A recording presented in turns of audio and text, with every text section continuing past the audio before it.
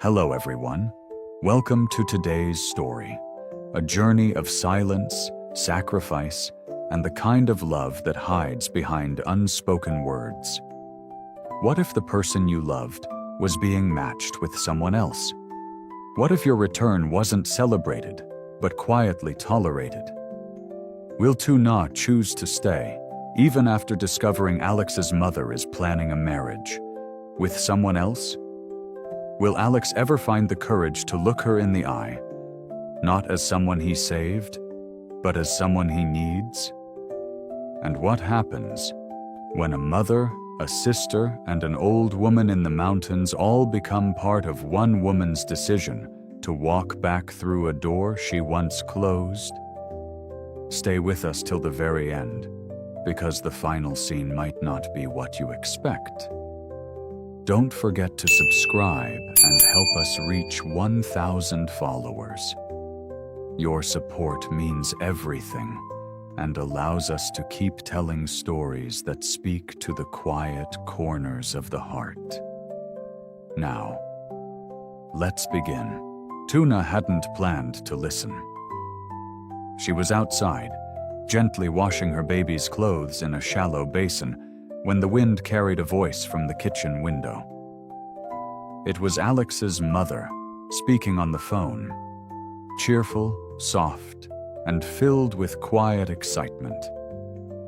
She's the daughter of a big corporation, beautiful, well-mannered. If Alex marries her, our families would be a perfect match. The words didn't stab. They seeped, slow and cold, like water into stone. Tuna stopped scrubbing. Her fingers rested on the cloth, but her mind drifted far. She didn't hear her name. She wasn't mentioned. And somehow, that absence spoke louder than any rejection. She sat there in silence, the world suddenly muted. For days, Alex had searched for her. He'd waited, hoped, even sent gifts. But now Tuna wondered. Was it love he offered, or responsibility wrapped in kindness? That evening, as the baby slept soundly beside her, Tuna stared at the wooden ceiling above. She thought about Alex's eyes, always gentle but guarded. She remembered the warmth in his voice when he said her name, and the quiet pause that often followed. Perhaps she was just a passing chapter in his life, a detour, a pause before the right woman entered. Tuna didn't cry.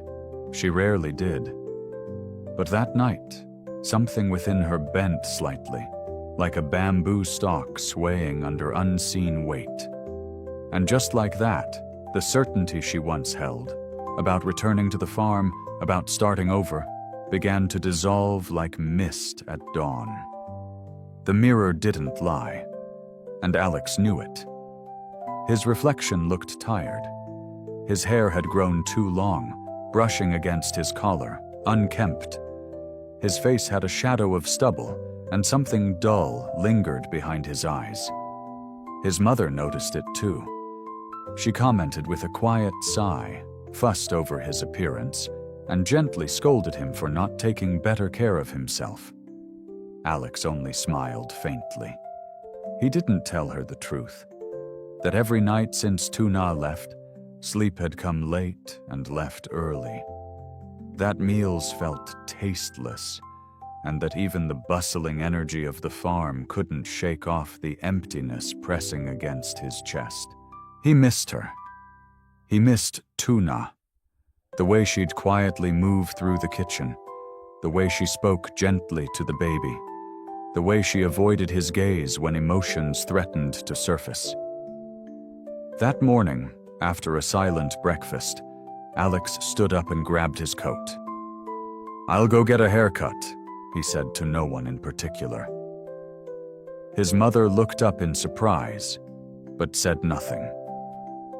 At the barber shop, the hum of clippers and soft rhythm of scissors filled the silence.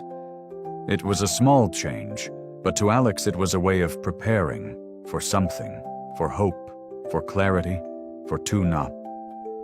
He didn't know what she would choose, but he needed to be ready. to be someone who could meet her eyes without guilt, without expectation. Outside, the clouds shifted. The air was cool. And somewhere not far away, Tuna was quietly wondering if she still belonged in his world. The scent of warm rice and sautéed eggs filled the house. Alex stepped in just as his mother was setting the table. His sister glanced up, offering a quiet nod. The clatter of dishes, the soft sizzle from the kitchen, everything felt familiar, yet hollow. Tuna wasn't there. As the family sat down, Alex's mother smiled gently. "I made Tuna's favorite," she said, as if hoping the mention of her name might summon her back. Alex looked down at his plate. "She's safe," he murmured, "but I don't know if she'll come back." His sister paused, chopsticks frozen mid-air. There was a flicker of guilt in her eyes, then a slow, deliberate breath. "I said some things I shouldn't have," she admitted, to Tuna back at the farm. No one spoke for a moment. The silence was thick, not uncomfortable, just full of things unsaid, full of apologies that had come too late. "I think I need to see her," the sister added, voice quieter now. "Not to convince her, just to say, I'm sorry." Alex didn't respond immediately. He only nodded, eyes distant, locked on a dish that neither of them touched. In another part of town, Tuna sat beside her child, unaware of the meal unfolding or the words being offered in her absence. But somehow, the air shifted slightly, as if forgiveness had quietly taken its first breath. And perhaps, in a story stitched with hesitation, even a single meal could carry the weight of healing. The path to the little wooden house wound through quiet hills, scattered with bamboo and the hush of late afternoon. Tuna was tending to the baby when the knock came. She opened the door and froze. Alex's sister stood there, not proud, not cold, but human. Tuna stepped aside silently. The house was modest, held together by time and kindness. They sat near the doorway where the light fell soft and slanted. I came to apologize," the sister said, eyes lowered. "I spoke harshly before. I was wrong, and I'm sorry." Tuna didn't move. Her fingers curled slightly on her lap. "I thought I was protecting Alex, but I wasn't fair to you. You didn't deserve that." Tuna looked up, her voice steady but distant. "It's all right. People say things when they don't understand." The baby stirred in the corner, letting out a soft breath in sleep. The sister smiled at the sound, and for a moment, the tension softened. "I heard you're not planning to return," the sister said gently. Tuna hesitated. Her gaze drifted toward the window, toward the line of trees where the light was beginning to fade. "I haven't decided yet," she whispered. She didn't explain about the call, about the ache, about the way one conversation could shift the course of a heart. The sister nodded. "Whatever you choose, I hope it brings you peace." As the sun began to dip, she stood to leave. There were no promises, no insistence, just two women parting, one lighter, the other still carrying something unnamed. The sky turned pale gold when Alex arrived. He stood outside the house for a moment, watching the soft movement of smoke curling from the chimney, listening to the faint cry of a bird in the trees. Then, with hesitant steps, he knocked. Tuna opened the door. There was a long pause, not awkward, just full of unspoken nights and unanswered questions. The baby cooed somewhere behind her. Alex smiled faintly. "I came to see if you'd thought about it," he said. "Coming back." Tuna didn't answer right away. Behind her, the old woman, Batung, approached, gently bouncing the baby in her arms. Her voice broke the quiet. "He's helped you a lot, this young man. He came every day asking, searching." Tuna looked down. "I'm not sure yet," she said softly. "I'm grateful, but there's still a lot I haven't sorted." Alex nodded. He didn't press. Instead, he stepped aside. "I can wait." Then he added, almost too quietly, "I want you to come back not because you owe me anything, but because you want to." Later, as he packed her things into the back of the car, Tuna turned away from the door, hiding her face from both him and Ba Tung. A single tear slid down. She wasn't sure if it was sorrow or relief. Maybe both. The air smelled of bamboo and dusk. Leaves rustled above as Alex gently strapped the baby's things into place, never once asking for more than what she was willing to give. And somehow, in that silence, a fragile kind of trust was rebuilt. The road back to the farm curled through quiet hills, lined with the gentle hush of evening wind. In the passenger seat, Tuna sat with the baby asleep in her arms, wrapped in a soft blanket that still carried the scent of the old wooden house. Alex drove without speaking, not because there was nothing to say, but because some silences held more meaning than words. Tuna stared out the window. The familiar trees, the outline of the distant fields, the trail of smoke from the farmhouse chimney. Everything looked the same. And yet inside her, everything felt different.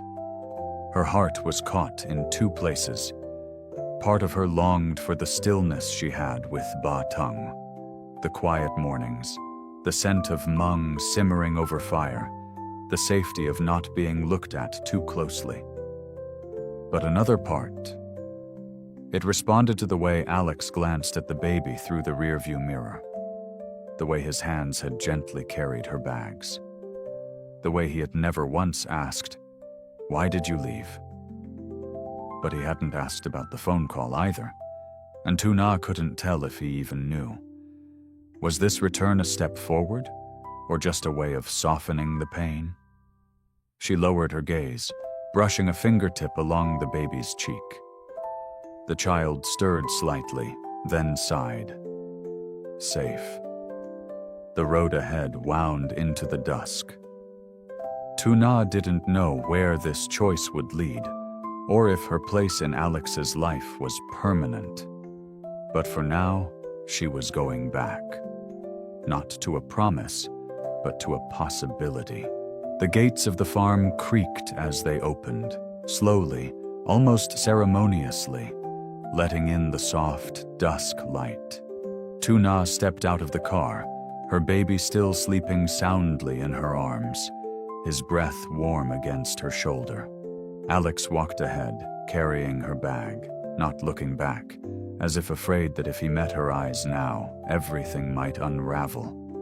The air smelled of fresh earth and cut grass. Somewhere beyond the hill, the workers were finishing for the day. The farm hadn't changed, but Tuna had. She stood at the entrance to her old room, hesitating. Everything was in its place. The curtains she once hemmed still hung by the window. A cup, chipped but familiar, sat quietly on the table. The bed, untouched, still held the shape of someone waiting. Tuna laid her baby down gently and turned to the door. Alex stood there. If anything here makes you uncomfortable," he said, his voice barely above a whisper, "just tell me." She looked at him. Really looked. There was no pressure in his face, only quiet hope. And for the first time, Tuna felt something unspoken pass between them, something neither gratitude nor obligation could explain. She gave a small nod. "I'll stay, for now." Alex didn't move closer. He only smiled. Outside, the wind moved through the bamboo, brushing against the windows like a lullaby. And as Tuna watched him walk away into the evening light, she whispered to herself. Not a promise, but a quiet vow. If one day he looks at me, not as someone he saved, but as someone he needs, I'll stay for good.